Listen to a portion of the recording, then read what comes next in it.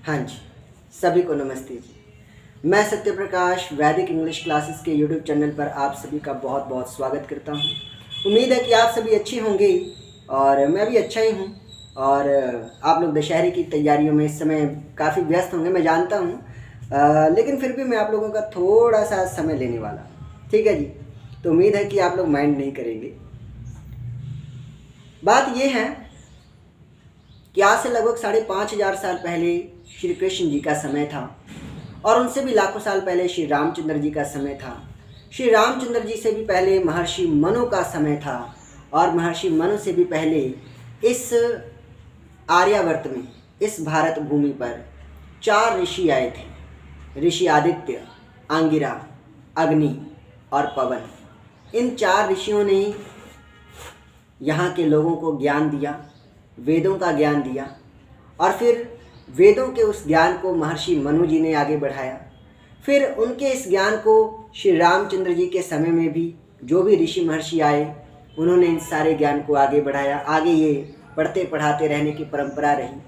तो इस संसार की शुरुआत से अगर मैं सीधी बात कहूँ कि ये दुनिया जब से बनी है तब से लेकर श्री कृष्ण जी के समय तक, यानी कि आज से लगभग 5,500 वर्ष पहले तक हमारे देश के जितने भी ऋषि महर्षि या जो देवी देवता थे, जितने भी ऋषि महर्षि थे, पंडित थे, विद्वान थे, वो सब वेदों को ही मानते थे, वेदों को ही जानते थे, वेदों को ही पूछते थे। यही वजह थी कि आज आप चाहे आप रामायण पढ़ें, रामायण के हर एक चैप्टर में आपको वेदों का नाम मिलेगा। आप आज गीता पढ़ें तो गीता के भी लगभग हर एक अध्याय में आपको वेदों का नाम मिलेगा। इसका मतलब ये है कि जो हमारे पुराने ग्रंथ हैं, पुरानी किताबें हैं, जो हमारे ऋषियों ने, महर्षियों ने लिखी हैं, उन सब में हर जगह वेदों को मान्यता दी गई है, हर जगह वेदों की ही बात की गई है। आज हम लोग वेदों से शायद कहीं पिछड़ गए हैं। हमारे राम जी ने, हमारे कृष्ण जी ने, हमारे ऋषियों ने, हमारे विद्वानों ने, सब ने वेदों को माना, वेदों को जाना और वेदों के अनुसार ही अपने जीवन को चलाया। आज अगर हम लोग ये कह रहे हैं कि हम लोग राम कृष्ण की संतानें हैं तो हमें ये सोचने की ज़रूरत है कि आज हम वेदों के बारे में कितना जानते हैं। क्या आज हमने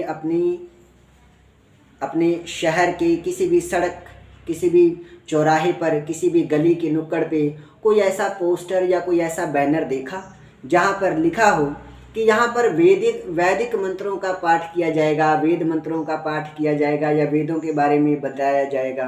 ऐसा कभी कोई पोस्टर, बैनर या सत्संग कीर्तन ऐसा हमने देखा?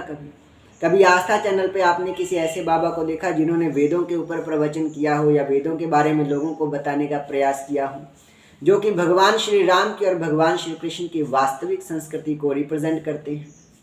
तो आज हमें ज़रूरत है, अगर आज हम लोग देखें तो आज हम लोग कई तरह के पूजा पाठ कर रहे हैं, जैसे कि जागरण है, जगराता है, चौकी है, चादर है और फादर भी है।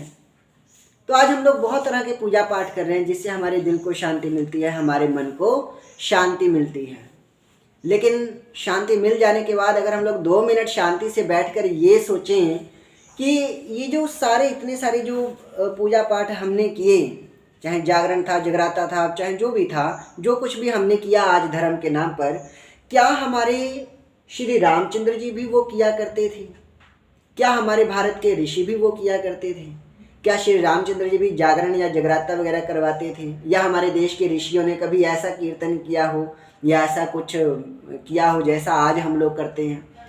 तो शायद इसका जवाब ना में आपको मिलेगा, क्योंकि ऋषियों के समय में, श्री रामचंद्र जी के समय में लोग वेदों का पालन करते थे, वेदों का अध्ययन करते थे और वेदों का अध्ययन करने वाले जो ऋषि महर्षि होते थे वो या तो योग करते थे, वो क्या करते थे, देखो वो कितनी चीज़ें करते थे।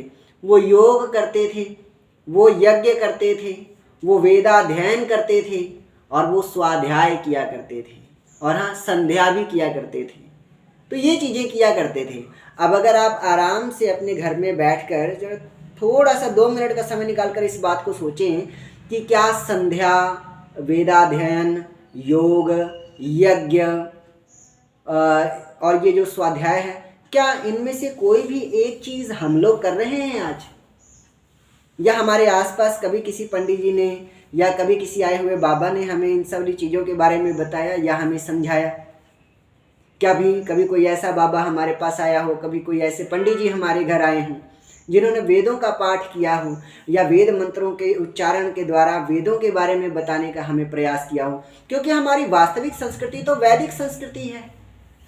रामचंद्र जी ने वेदों को माना, कृष्ण जी ने वेदों को माना, और अपने देश को तो छोड़ो, जो रावण था, जो लंकापति रावण था, जिनको हम लोग सबसे बड़ा विद्वान कहते हैं, परम शिव भक्त, उनसे बड़ा शिव भक्त कोई हुआ नहीं, हम लोग ये कहते हैं, है ना। और हम लोग कहते हैं सबसे बड़े विद्वान थे। तो वो विद्वान बने कैसे? वेदों का अध्ययन करने से ही तो बने।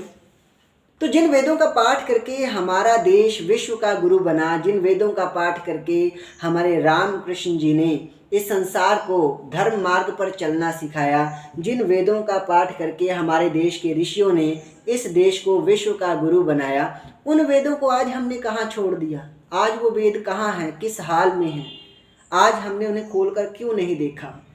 लोगों में दशहरा है, लोगों में जोश है पूरा, कभी राम बन के कभी श्याम बन के चले आना प्रभु जी चले आना। वो तो चले आएंगे, लेकिन जैसे ही श्री राम जी और श्री कृष्ण जी हमारे दरवाजे पर आएंगे, वो हमसे पूछेंगे कि लाओ वो वेद लाओ जिनको कभी हम पढ़ा करते थे, वो यज्ञ लाओ, वो यज्ञ करो जो कभी हम लोग किया करते थे, आओ मिलकर हम लोग वो योग करें जो कभी हम लोग किया करते थे। तो क्या हमारे पास इन चीज़ों का जवाब है? क्या आज हमारे घरों में वेद है? और क्या आज हमारे घरों में हवन कुंड है? और क्या आज हम लोग स्वाध्याय करते हैं? और क्या आज हम लोग योग के द्वारा परमात्मा को अपने ही अंदर खोजने का प्रयास करते हैं? मतलब बाबा रामदेव जी आए, हम लोगों ने योगा करना शुरू किया, और वो भी शुरू किस लिए किया? शरीर को स्वस्थ रखने के लिए किया। हम लोग भूल ही गए कि योग का वास्तविक अर्थ होता है जोड़ना। योग का मतलब होता है जोड़ना। किसको जोड़ना? अपनी आत्मा को परमात्मा से जोड़ना।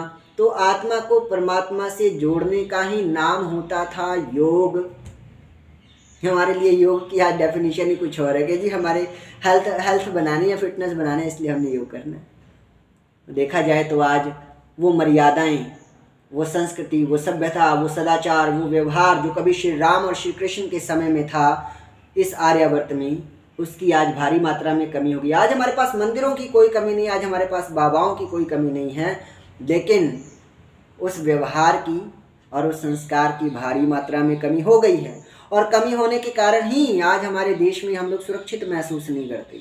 सुरक्षित इन द सेंस कहीं भी चोरी हो जाती है। आप 10 रुपया कहीं रख के देख लो, आप किसी मंदिर में ही चले जाओ या किसी भी और धार्मिक स्थल पे चले जाओ, आप वहाँ 10 रुपया ही रख कर देख लो, है ना। आप ये गारंटी के साथ नहीं कह सकते कि आपको वो दोबारा वहाँ पर मिल ही जाएंगे।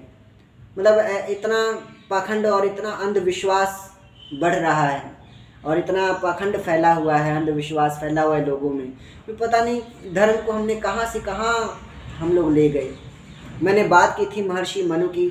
महर्षि मनु हमारे देश के पहले ऋषि थे, या यूँ कहें कि इस दुनिया के वो पहले ऋषि थे जिन्होंने लोगों को धर्म शब्द से इंट्रोड्यूस करवाया कि धर्म होता क्या है। और उन्होंने कहा, महर्षि मनु जी ने कहा है मनुस्मृति में, वेदो अखिलो धर्म मूलम, कि वेद ही अखिल धर्म के मूल हैं, वेद ही समस्त धर्म के मूल हैं। यानी कि धर्म की जो जड़ है ना, जो शुरुआत है, वो वेदों से शुरू होती है। लेकिन आज हम लोग वेदों से बहुत दूर हैं। तो क्या हम लोग ये कह सकते हैं कि आज धर्म के नाम पर हम लोग जो कुछ भी कर रहे हैं वो वास्तव में धर्म से ही जुड़ा हुआ है? या सोचने की बात है, विचारने की बात है। सोचें, इस पर विचारें, कितना सही कितना गलत। क्योंकि हमारे ऋषियों ने तो योग किया, यज्ञ किया, स्वाध्याय किया, संध्या किया, हवन किया, वेदाध्ययन किया। खैर, इन्हीं सारी बातों के बीच एक खुशखबरी मैं आप लोगों को देना चाहता हूँ। दशहरे के अगले दिन यानी कि 25 अक्टूबर को, यानी कि कल 25 अक्टूबर को अजीत रोड 13 नंबर गली के एंड में, अजीत रोड 13 नंबर गली के एंड में दुग्गल कंप्यूटर सेंटर के पास 11/1 नंबर गली में मिरेकल क्लासेस हैं। और वहाँ पर एक दंपति हैं, एक हैं हमारे प्रेम सर जी और एक हैं ज्योति मैम। तो हस्बैंड वाइफ हैं, इन दोनों की मैरिज एनिवर्सरी है, जिसके लिए मैं इन्हें बहुत बहुत कॉन्ग्रेचुलेशंस कहता हूँ, बधाइयाँ देता हूँ। एंड आप लोगों को मैं ये बताना चाहूँगा कि अपनी मैरिज एनिवर्सरी यानी कि वैवाहिक वर्षगांठ के अवसर पर इन्होंने वैदिक यज्ञ के आयोजन का निर्णय लिया है। यानी कि इनके यहाँ वैदिक यज्ञ का आयोजन किया जा रहा है मिरेकल क्लासेस में, जिसमें आप सभी सादर आमंत्रित हैं, तो आने का प्रयास करें। देखिए आज क्या है कि हम लोग राम को तो बहुत मानते हैं, लेकिन राम की नहीं मानते, राम की बात, राम की मर्यादाओं का पालन नहीं करते। तो राम की बात को मानते हुए हम लोगों ने ये छोटा सा इनिशिएटिव लिया है कि अब राम की बात को मानते हुए, राम को तो आज तक हम लोग मानते रहे हैं, लेकिन अब राम जी की बात को भी मानने का प्रयास करेंगे और राम जी की मर्यादाओं को फॉलो करते हुए हम लोगों ने वैदिक यज्ञ का आयोजन किया है, जिसमें आप सभी सादर आमंत्रित हैं। आप आने का प्रयास करें और वैदिक यज्ञ में आहुतियाँ देकर अपने आप को धर्म लाभान्वित करें। इसके साथ ही मैं अपनी वाणी को विराम देता हूँ। आपके लिए दशहरे का ये त्यौहार बहुत ही मंगलमय हो, आप अपने जीवन में आनंद से रहें और राम का पूजन करने के साथ साथ राम का अनुकरण भी करें, ऐसी प्रेरणा अपने जीवन में लाएं। इसी शुभ विचार के साथ मैं अपनी वाणी को विराम देता हूँ। धन्यवाद। स्मरण रहे, कल 25 अक्टूबर को शाम 5 बजे यज्ञ का आयोजन होगा और 2 से ढाई घंटा लगभग ये प्रोग्राम चलने की उम्मीद है, तो आप लोग आ सकते हैं। ठीक है जी, धन्यवाद। जय हिंद, जय आर्यवर्त।